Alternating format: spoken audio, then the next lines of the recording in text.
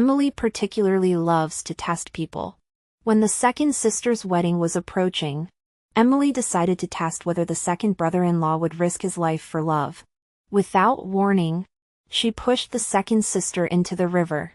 Tragically, the second brother-in-law couldn't swim and drowned on the spot. Emily spread her hands and said, "Your husband died for you. Surely you won't fail this test and refuse to die with him, will you?" To quell the incident, father strangled the second sister to death. The third sister, gifted with great talent, was selected by the princess to attend the women's academy. But Emily sneered that she was overrated and unworthy of the princess's favor. She even sneaked venomous snakes into the third sister's study to test her focus while studying. The third sister was bitten and died from snake venom. I wasn't as beautiful as the second sister or as intelligent as the third sister, but I devoted all my efforts to medical books. Still, Emily set her sights on me. She claimed that since doctors should have a benevolent heart, heaven had sent me a test. When a pregnant woman under a crumbling wall was about to give birth, Emily forced me to deliver the baby. In the end, the stone wall collapsed, and I was crushed to death, my body covered in blood. When I opened my eyes again, I was back at the banquet where she first tested the second brother-in-law. Chapter 1. Clumsy fool. Are you trying to get yourself killed? How dare you fumble like this at grandmother's birthday banquet? Take Ethan to change his clothes immediately. The crisp slap Emily delivered to the maid's face snapped me from my dazed agony, confirming my rebirth into this pivotal moment. This scene had played out before. At grandmother's celebration, Ethan, Sophia's fiancé, had presented rare medicinal herbs as gifts while privately giving Sophia an exquisite jewelry set. The entire household rejoiced at Sophia's fortunate match. All except Emily, who remarked with feigned sweetness, "Men's flattery means little. The Browns' wealth could spare trinkets. Those bedroom eyes and charming smiles? Mark my words, he'll crumble at the first real test." We dismissed it as jealousy. None guessed she'd orchestrate her twisted trial. During the feast, Emily's maid accidentally spilled hot soup on Ethan. Now, as before, Emily urged him toward the guest chambers. Within minutes, she'd lead the party guests to discover him disheveled and fleeing, a maid's muffled sobs echoing from the room. "Poor Sophia," Emily would sigh, handkerchief pressed to dry eyes. "He failed spectacularly, didn't he? Couldn't even resist some pretty servant." Though Ethan later swore he'd escaped untouched, the scandal clung to Sophia like sewage. Across the courtyard, Sophia's usually gentle features hardened with recognition. Repeating her schemes? She overestimates herself. Suddenly Olivia burst in. "Scholarly robes ask you. Stop Ethan from going. You must believe me." "Sophia! You know Emily plans to ruin me too?" Sophia gasped. In that heartbeat, I understood we'd all returned. Meeting Emily's theatrically concerned gaze, I stated coldly, "Let him go." "Grace, have you lost your—" I steadied Sophia's trembling hands, eyes locking onto Daniel holding court among the guests. Only when her own schemes backfire will she comprehend the pain. Olivia's smile turned razor sharp. "Grace is right. Hiding didn't save any of us last time." Our previous lives flashed before me, Sophia strangled by father's silken cord after her groom drowned. Olivia's scholarship dreams ended by venomous fangs in her study. My own bones crushed beneath collapsing walls during Emily's test of compassion. No more running. This time, the trap would spring for its architect. In this lifetime, we wouldn't hide anymore. Blood debts demanded blood repayment. Standing in the shadowed corridor, we watched helplessly as Ethan was led away by a maidservant. Emily snorted disdainfully at Ethan's retreating figure before joining the ladies' poetry gathering. Half an incense stick later, she reappeared with the group in the garden outside guest quarters as she'd done in our previous life. But this time, instead of finding Ethan in disheveled clothes, the tightly shut doors emitted unmistakable sounds of carnal pleasure. Emily's eyes lit up triumphantly. In broad daylight. Ethan would actually, her feigned shock dissolved into theatrical hand-over-mouth silence when she met Sophia's gaze. Dear sister. Better learn his true nature now than suffer later. Emily simpered. Sophia's lashes fluttered slightly. Elder sister shouldn't speak nonsense. Though Ethan comes from merchant stock unlike your esteemed Daniel. He's always conducted himself honorably. Emily adopted pitying tones. I know this shocks you. The Browns are wealthy. Ethan's handsome. And he's shown you every courtesy. But men, she leaned closer conspiratorially. They'll cherish jade in their arms yet still crave willow bark from the streets. All for novelty's sake. As Sophia swayed unsteadily, Emily pressed on. Be generous. Just a maid take her as concubine. She'll serve you well. Beauty alone won't keep a man. You need magnanimity to be proper wife. Her smile turned razor sharp. You've always been shrewd. Sister. Surely won't make Ethan choose between trifle and greater good? Before anyone could react, Emily stormed up the steps and threw open the door.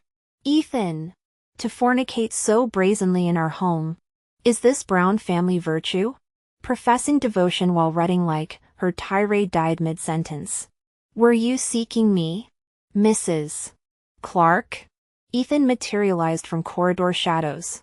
Immaculate in fresh robes. Pray tell. What transgression have I committed? Emily blanched. You went with that maid to change clothes. Ethan's gaze drifted meaningfully over my head. I intended to accept your kind suggestion, but reconsidered. Being alone with maid might raise misunderstandings. His lips quirked. I borrowed Alex's quarters instead. Has something occurred? Gasps erupted as disheveled Daniel stumbled out adjusting his trousers. What's this? Respectable girls gawking at men's business? The love bites on his neck and lingering musk of sex confirmed Emily's grand expose had ensnared her own husband. How, you, Emily swayed dangerously pale. Sophia stepped forward sweetly. As elder sister said, men naturally take multiple women. Just a maid. Make her concubine. Be generous. Be kind. Be good wife. Each phrase dropped like hammer blows until Emily looked ready to vomit blood. Daniel puffed out his chest. She's your maid anyway. I'll take her as mistress considerate favor. Slut who drugs men deserves worse. The crowd murmured understanding Emily's ruined flowers. Planted drugs.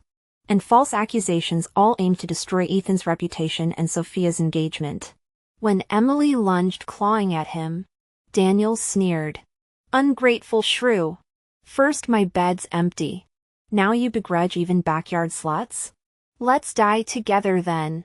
The once proud socialite dissolved into screaming chaos. Her schemes crumbling faster than her marriage vows. The two women tumbled into a vicious fight. Years of simmering resentment erupted in clawing and hair-pulling until servants dragged them apart. One stormed away with fresh scratches marring her face. Her husband's favorite maid smirking behind her. The other knelt amidst torn hairpins, staring blankly at the courtyard stones after her loyal mate had been beaten to death as scapegoat. This is all wrong, she whispered hoarsely. Why would I drug my own husband? That poison was meant for Ethan. She hadn't. Of course. The aphrodisiac had been my doing, as was luring her oblivious husband Daniel Clark to the maid's bedchamber. Wasn't Emily always so fond of administering tests? Now she'd experienced the same treatment. Bullying us illegitimate sisters like ants beneath her jeweled slippers. Emily relied entirely on the Johnson family's influence. But how long would father tolerate her once that privilege crumbled? As the spectacle concluded, I sighed theatrically to Sophia and Olivia. Such a pity, Daniel failed dear Emily's little test spectacularly. Didn't he? In our past life, Emily's tests knew no bounds.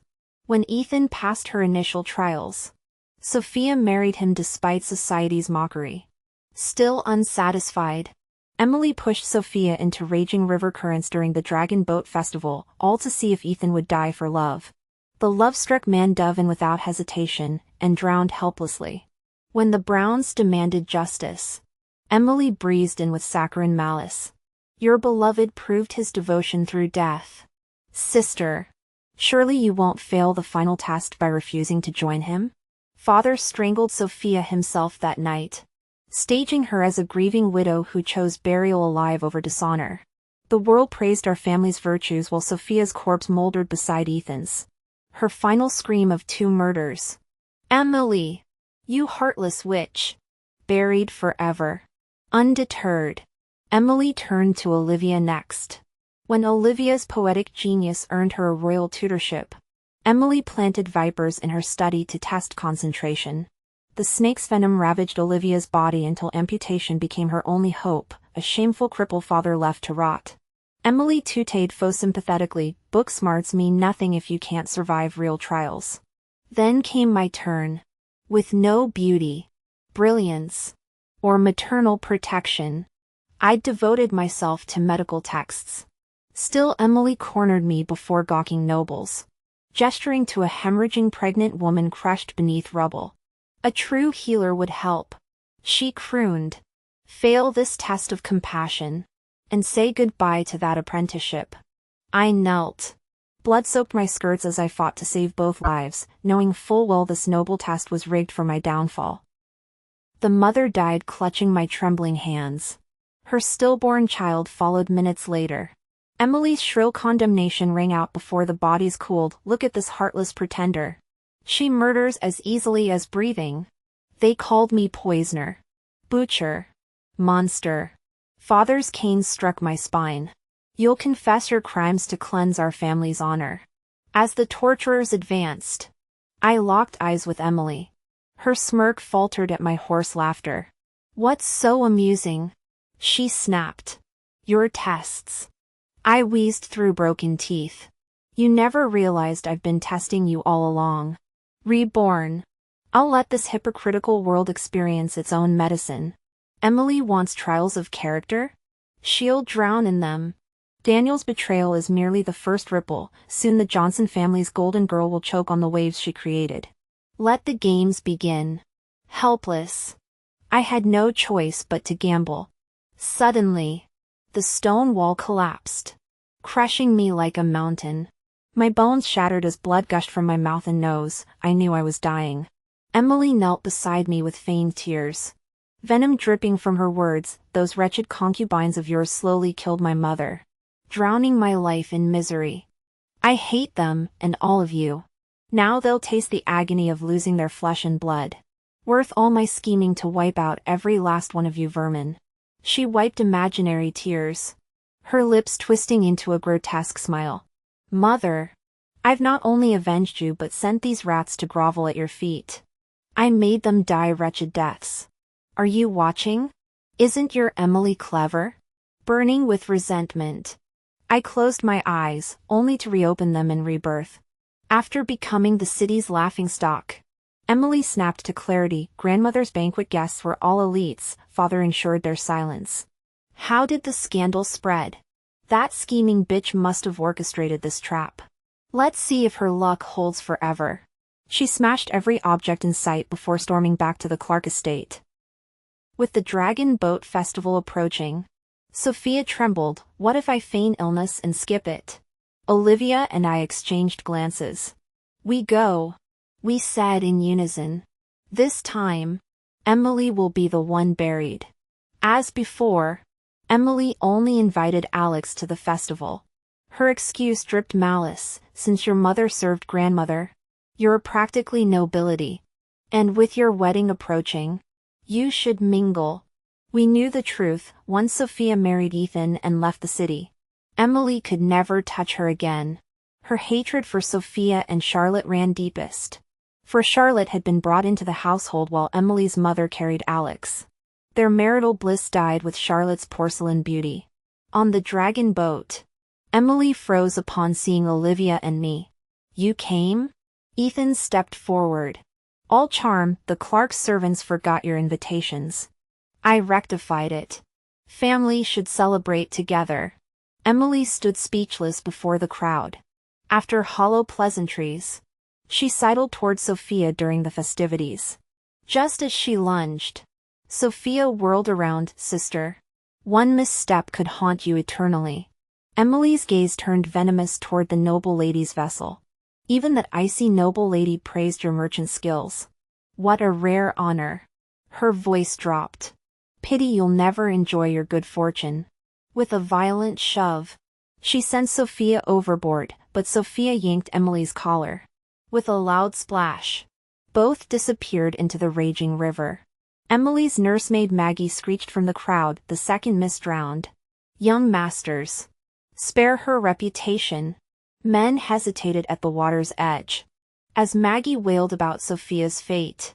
Another splash cut through. Olivia dove in, surfacing moments later with Sophia. Amid cheers, Maggie's face hardened to stone. When did Miss Olivia learn to swim? Yet I didn't answer her, instead pointing at the fading emerald silhouette disappearing across the river. Emily has already been swept away by the current. Maggie, shouldn't you be more concerned about that? Maggie paled. What? How could Emily? Quick! Send help! But no one dared move at her earlier warning. We watched helplessly as Emily drifted further away in the churning waters until Maggie finally panicked and went to find Daniel. As she turned, a figure suddenly plunged into the river from the bank, disappearing beneath the waves.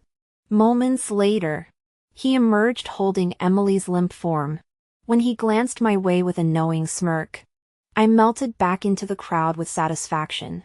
Soon Maggie's hysterical shrieks pierced the air, for Emily's rescuer turned out to be a ragged one-eyed laborer now performing mouth-to-mouth resuscitation, his hands pressing against her exposed chest as nobles gasped in shock.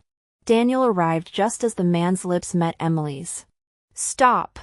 He roared, face ashen. Let her die with dignity rather than suffer this defilement. This sullied wretch has violated marital virtue. I'll divorce her immediately. Emily awoke to this thunderbolt, her gaze darting from her rescuer's scarred face to her husband's fury. My love, I was framed, she screamed.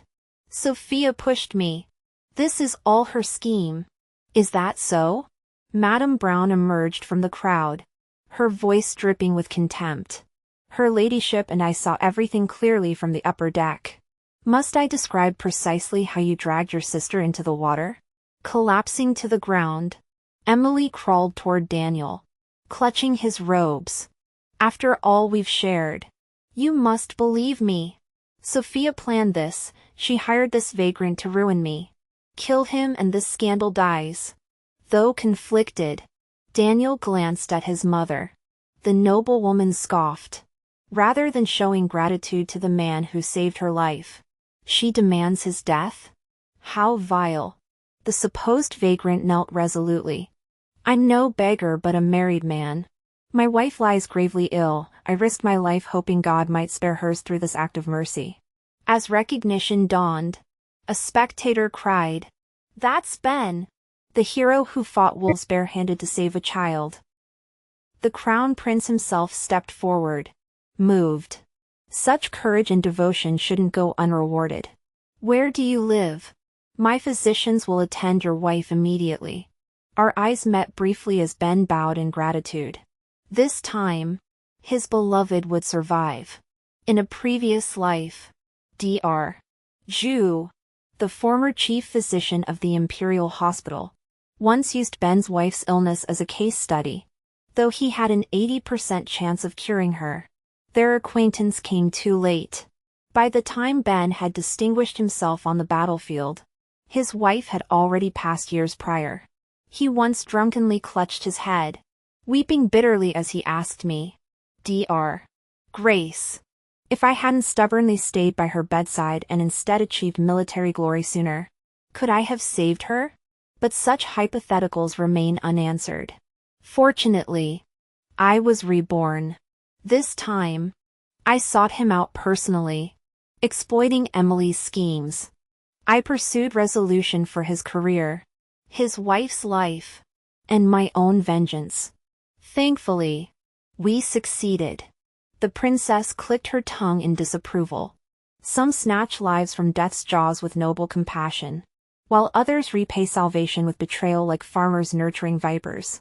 Understanding the implication, Madame Ning coldly ordered Daniel, deliver the divorce papers to the minister's residence immediately. Our family won't condone bloodshed over societal expectations. Nor will we tolerate being remembered as backstabbers. Even after screaming herself hoarse, Emily was unceremoniously returned to her family with divorce papers. Unrepentant, she lunged at Sophia's throat in a murder-suicide attempt. Olivia reacted swiftly, striking Emily's skull with a prepared club. Blood seeped out as Emily collapsed with hatred burning in her eyes. Meanwhile, the Browns intensified pressure for Emily to answer for her crimes. As father wavered, Alex knelt pleadingly, invoking their deceased mother and Emily's tragic childhood. Moved, father merely confined Emily to her quarters. He visited Sophia with Anshin's bracelet. Emily's birth brought immediate promotions and decades of prosperity. As the Johnson family's lucky star, I must protect her for our clan's sake. You've always been shrewd in business, Sophia. Let's make a trade, Anshin's peaceful twilight years in exchange for sparing your sister's life. Until marriage, Sophia remained father's pawn. With Anshin's life contract held by grandmother, Sophia had no choice. Accepting the bracelet, she declared, honor sustains commerce. I trust you'll keep your word. Later, she stood pensively in the corridor until Olivia and I joined her. Must we escape these gilded walls to find freedom? She finally whispered. Tears welling, she grasped Olivia's hands. Thank you for saving me. Without you, Olivia interrupted gently. We're sisters. Your happiness is ours.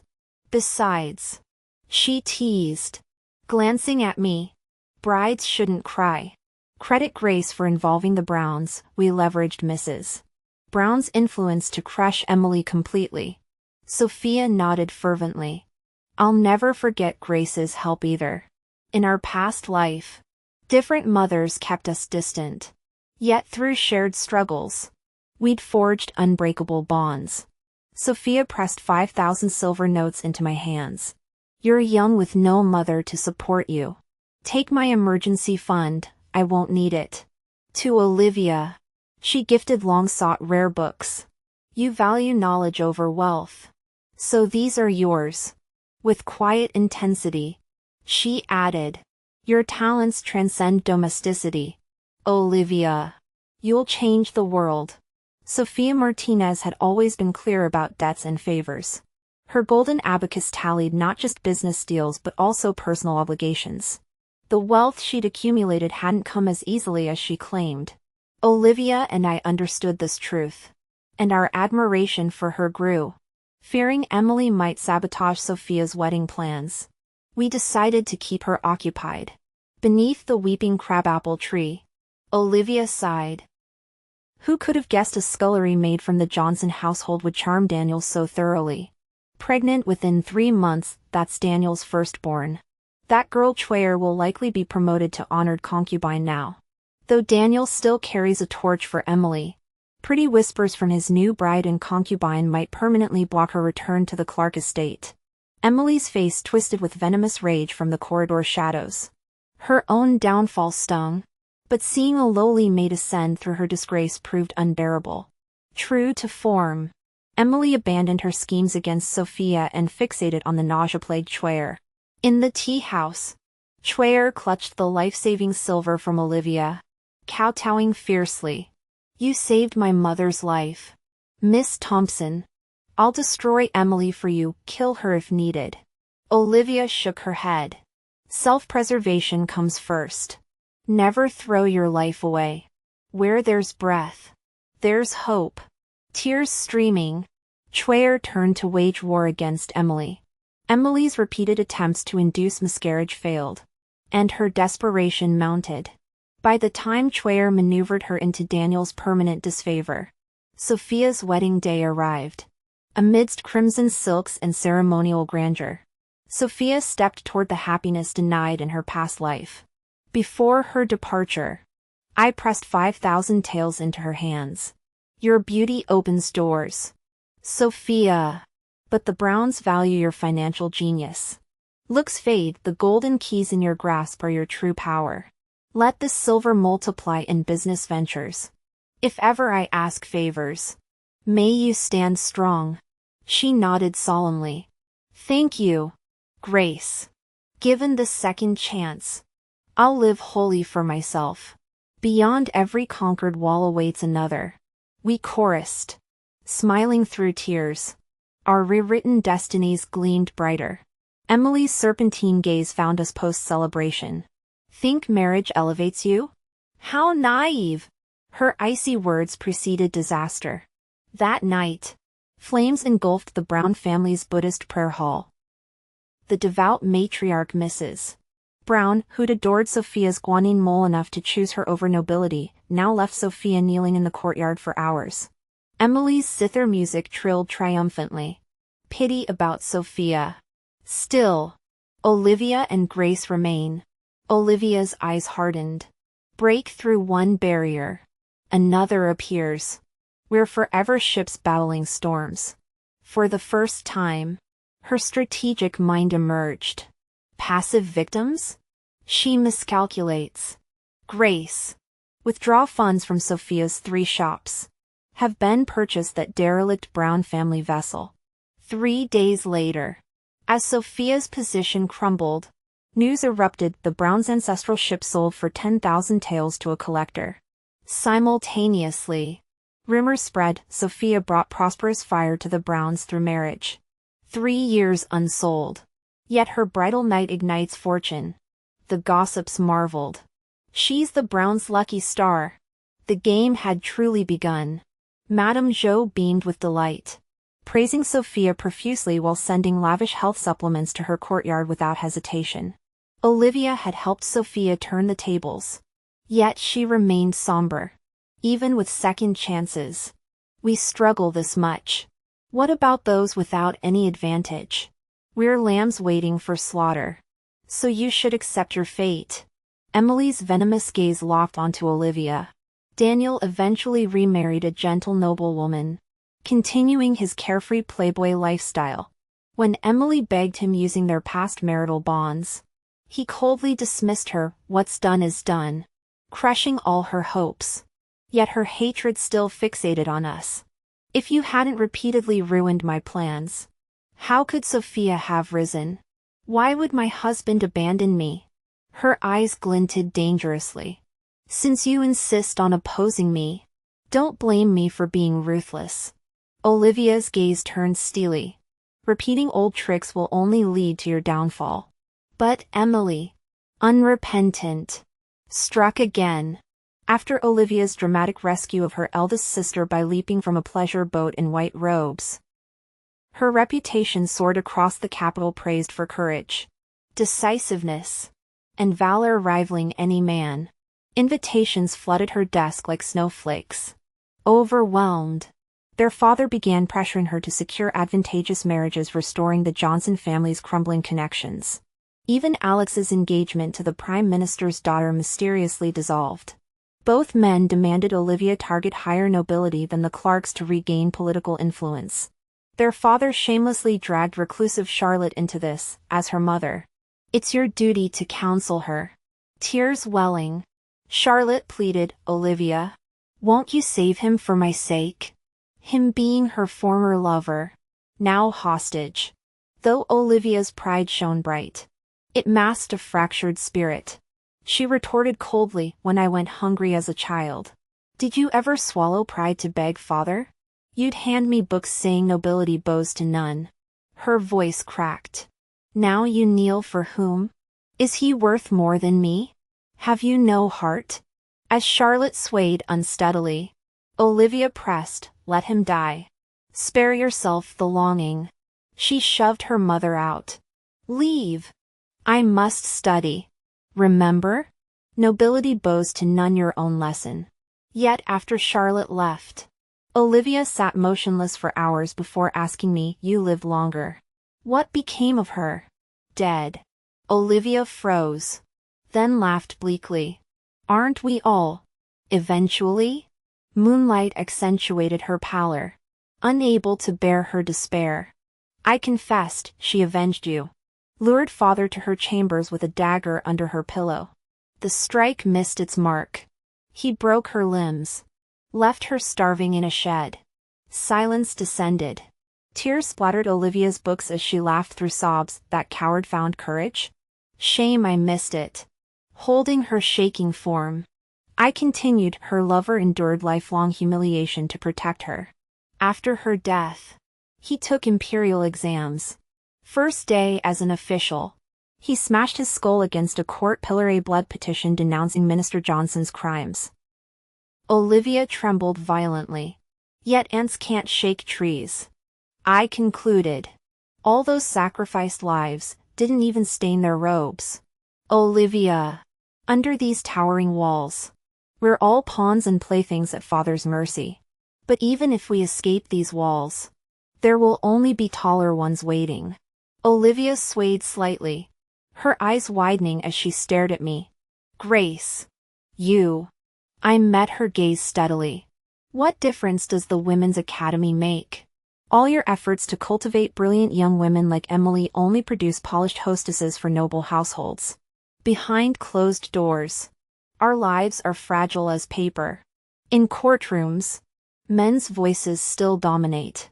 Even this so-called imperial examination for women, it's merely theater.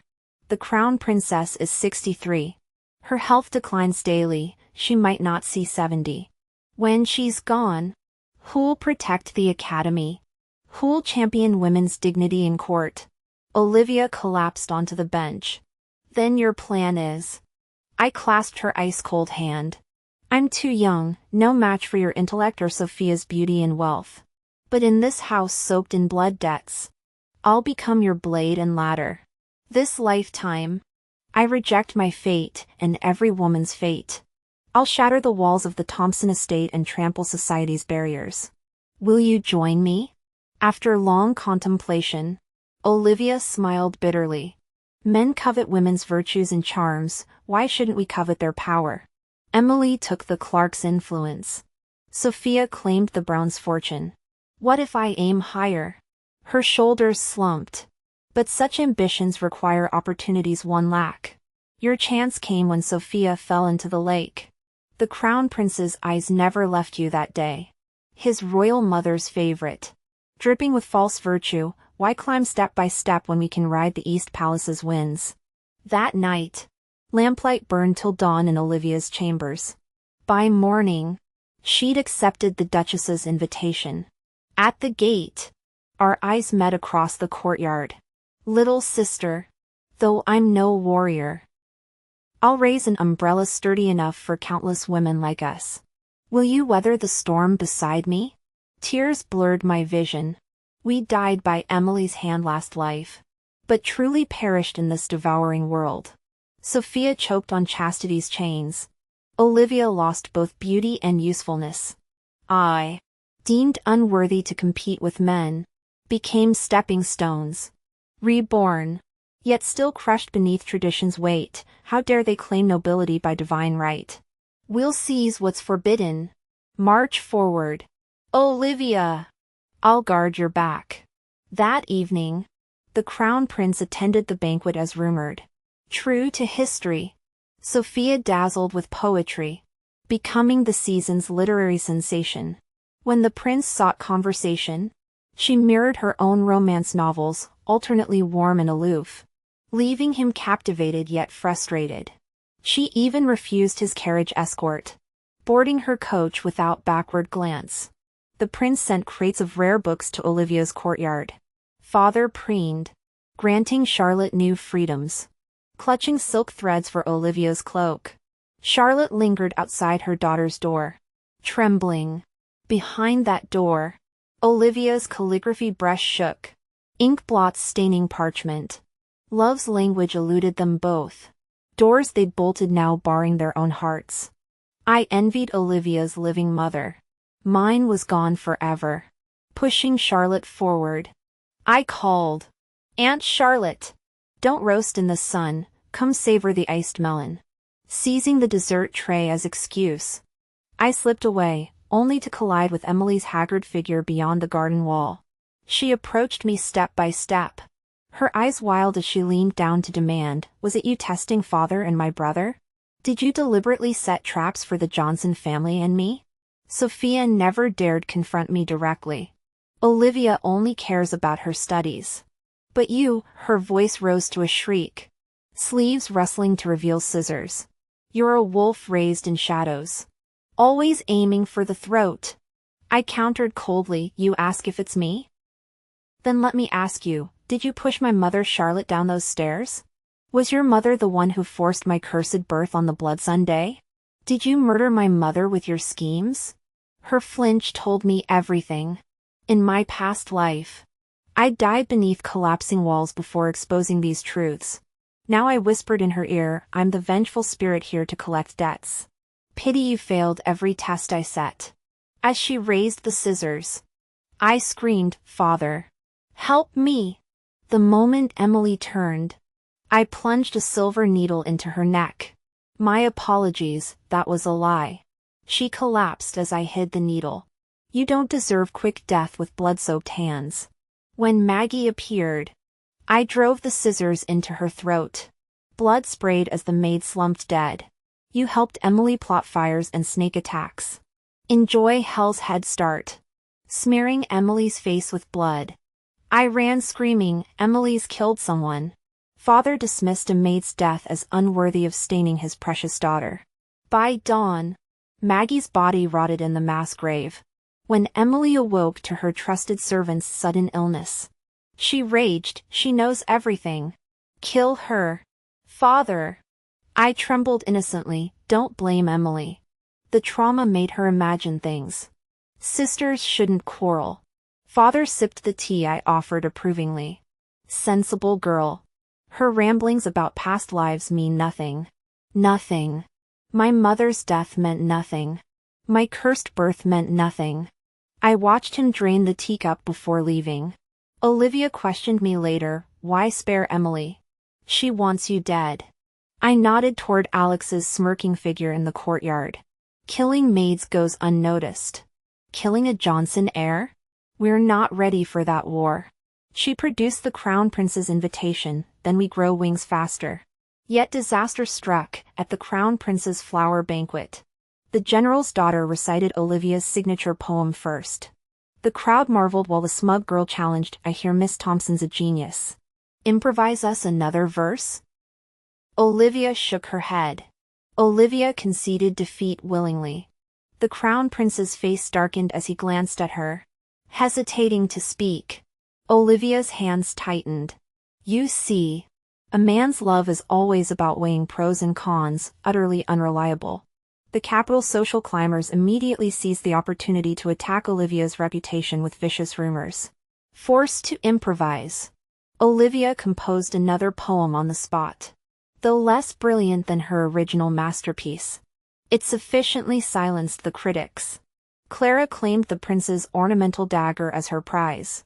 To console Olivia, the prince plucked a flower and tucked it behind her ear, praising her as the true blossom of nobility with grace and wisdom. Clara bit her quivering lip but remained silent. After the banquet, the prince detained both Clara and Olivia. He slid a paper across the rosewood table, Olivia's delicate calligraphy containing the very poem Clara had improvised. "Explain this," the prince demanded icily. "Olivia brought these verses to me last night seeking approval. How curious they match your spontaneous composition." Clara turned deathly pale. Olivia intervened smoothly, "I've long admired Clara's bold spirit since witnessing her double bullseye at the archery grounds. I'd hoped winning the prince's favor might help us become friends. Clearly, we've both been manipulated." Tears welled in Clara's eyes. "Forgive me, I thought these lines came from some anonymous scholar. You spared me public humiliation and didn't report my theft to the prince." Olivia clasped her hand. "The schemer wanted us destroyed. I lost trivial prestige but gained precious friendship, a worthy trade." "Call me Clara," Clara implored.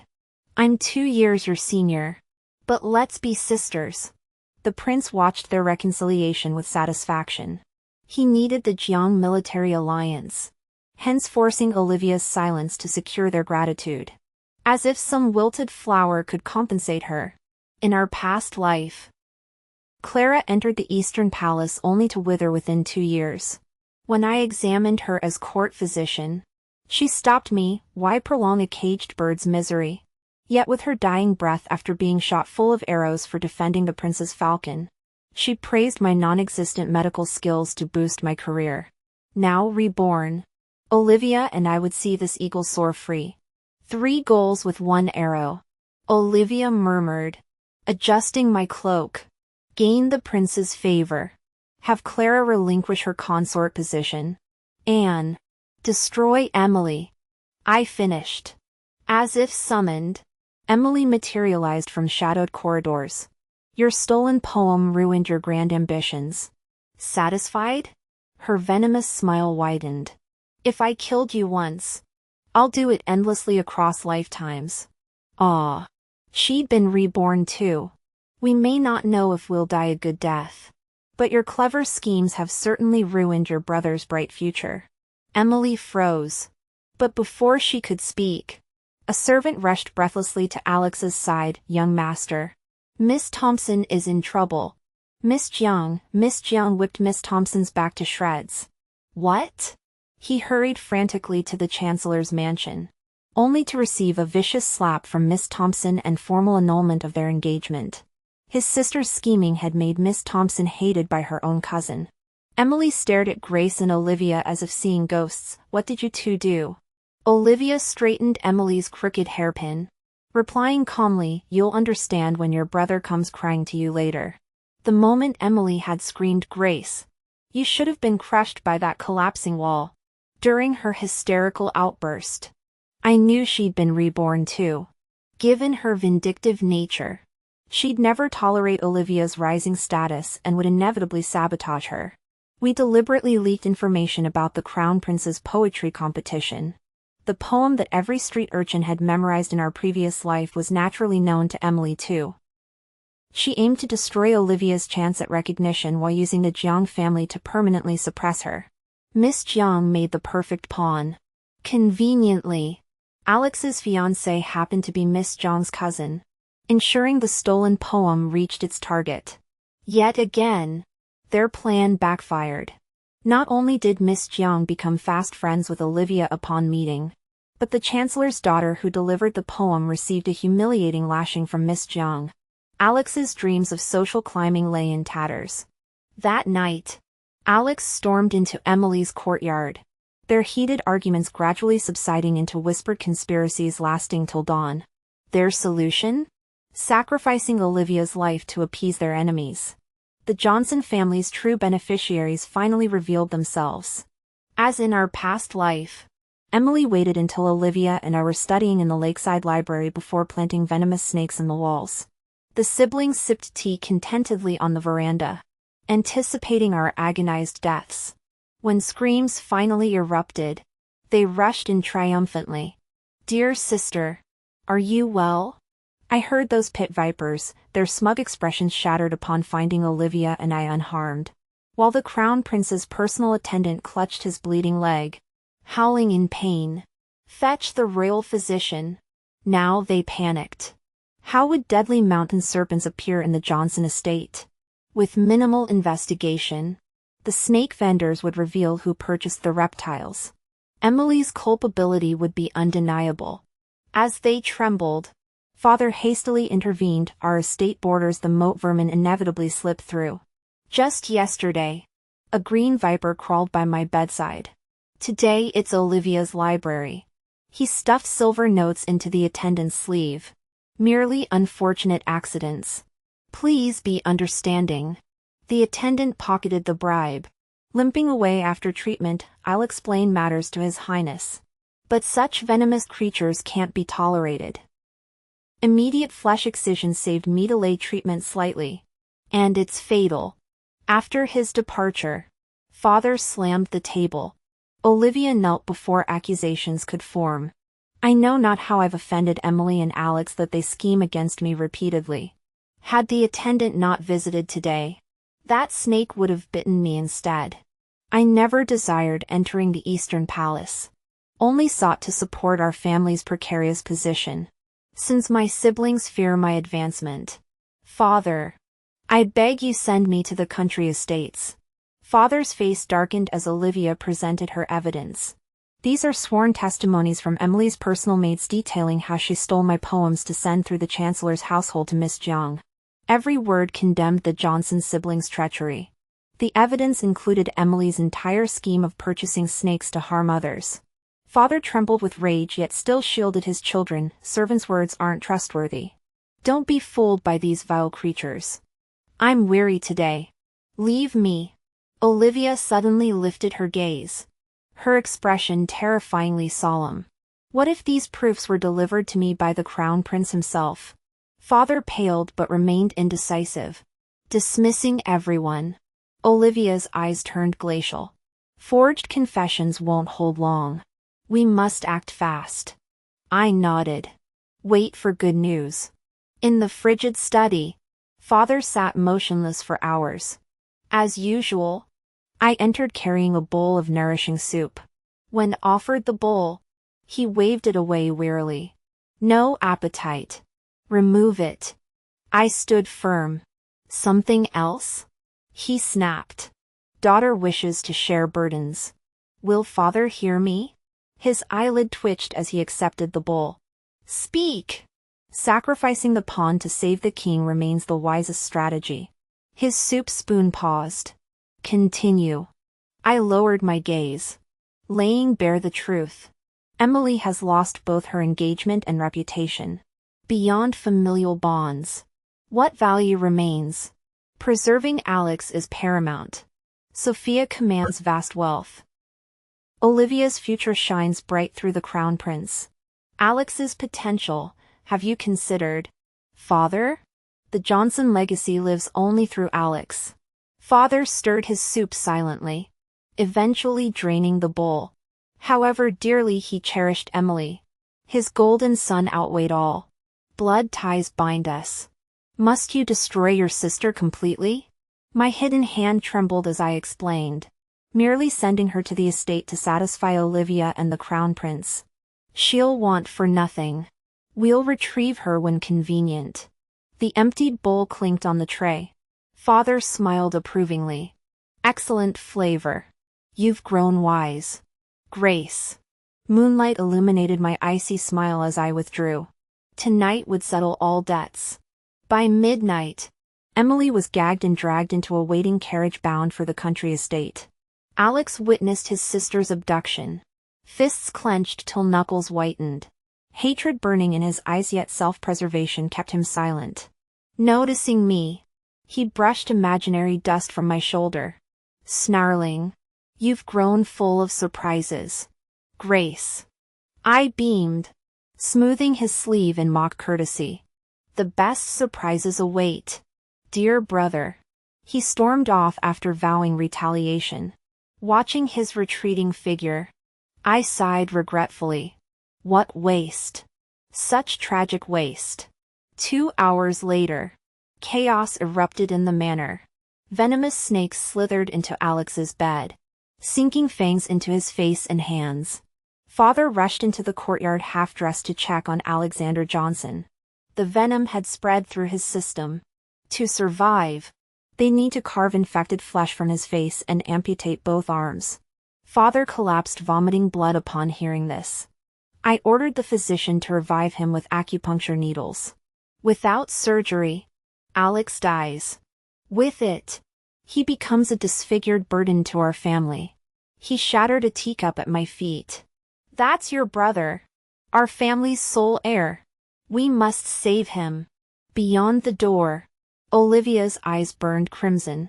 This isn't about shame, but how women's lives hold less value. I'll prove you and this rotten world wrong. As Alex's agonized screams echoed, I remembered our past life. The imperial physician had chosen me as his protégé. Yet father gave my spot to some noble's useless son to curry favor. When I protested, kneeling for days outside the medical academy, they orchestrated my death beneath collapsing walls. In my final moments, I saw Alex's silk robes and his contemptuous stare through the rubble. This lifetime, I returned every ounce of his suffering. Watching the surgeon's blade reshape his screaming face brought me vicious joy. Still unsatisfied, I arranged for Emily's carriage horses to bolt off a cliff at dawn. Her shattered legs left her writhing in the ravine. Father kept fainting whenever he saw his mutilated children. Convenient collapses let us erase all evidence. Playing the dutiful daughter, I brought his medicinal soups daily, each dose laced with slow poison. When the imperial decree arrived making Olivia crown prince's concubine, Father finally recognized my schemes. Too late. That night, I packed to join Ben Hayes at the warfront as a field medic. The border needs healers. Forgive this unfilial departure, Father. Realization struck him. Grace knew medicine. Alex never noticed the venomous snakes because I drugged him with the same sedative he used on Olivia last lifetime. Emily's accident came from stimulants I hid in the horse's feed. Every healing broth accelerated his demise. As he choked on blood, Charlotte White approached with my poisoned handkerchief. Time to repay your kindness, dear husband. The former concubine smiled. I pressed the dying man into his pillows, forcing the final dose between his lips. Rotten roots bear poisoned fruit. You cultivated this family's corruption. Now watch your precious heirs endure living damnation. His fading eyes tracked my exit as I vowed. Don't worry, I'll keep them suffering long after you're gone. I will serve you for all the long years to come. The scalding medicinal broth was forced down Father's throat as Aunt Charlotte pinched his nose. His muffled whimpers only made her sigh regretfully. Must you make me bind you? Barbed ropes coiled around his flesh without mercy, shackling him for years. I assigned 2 burly servants to care for Emily and Alex. Soon we heard reports, one howled like a rabid beast day and night. The other attempted desperate escapes. The maids clucked disapprovingly. It's not our fault they refuse proper care. Meals laced with grit, sodden bedding, calculated humiliations, every cruelty served as our meticulous hospitality. The blade that kills softly leaves no bloodstains. Only endless torment. When I gazed down at the once proud Emily now reduced to quivering filth, I smiled. Your resilience inspires me, dear sister. This is clearly heaven's test. She lunged at me, only to be dragged back by her hair. TSK. Such violence, scolded the head maid. We'll have to restrain Miss properly. The sight of spiked manacles finally broke her into pleading sobs. I departed amidst her wails, vindication coursing through my veins. Someone had to topple this rotten world, if not them, then me. Not tomorrow, but today. 3 years later, Father crawled into the lotus pond to drown himself rather than endure maggot-infested bedsores. Aunt Charlotte vanished with her childhood sweetheart after feigning death, leaving our cursed estate behind. Sophia built a mercantile empire, whisking her mother to southern luxuries while controlling the Brown family through their debts. Only 2 crippled wretches remained, the legless brother who bludgeoned his sibling for pushing him into disgrace, and the handless fool who kicked his sister's corpse while cursing her schemes. Their daily brawls spared the maids any effort. Too cowardly to die, they rotted in mutual hatred. When rumors spread of Olivia's cooling friendship with the crown prince, I returned to the capital. My third sister now commanded alliances, the reformist princess, the war heroine General Ben Hayes, half the noble women in the city. Her eyes blazed as she gripped my hands. It's coming, Grace. Our dawn approaches. Sophia funded the cause. General Ben owed me his life. Olivia had swayed the populace. We only awaited our moment. The emperor died within the year. His heir succumbed to illness soon after. When Olivia marched into the capital with 100,000 soldiers, the court assumed she'd crown her foster son. She mounted the throne herself. Since when must dragons only be male? Her sword severed the first protester's head before the blood spray settled. Any objections? I knelt with the generals, roaring "Long live Her Majesty" until the palace shook. We saw our rebirth reflected in Olivia's imperial robes. In the female officials governing half the realm. The high walls of the Johnson family and this wretched world, we'd scaled them all.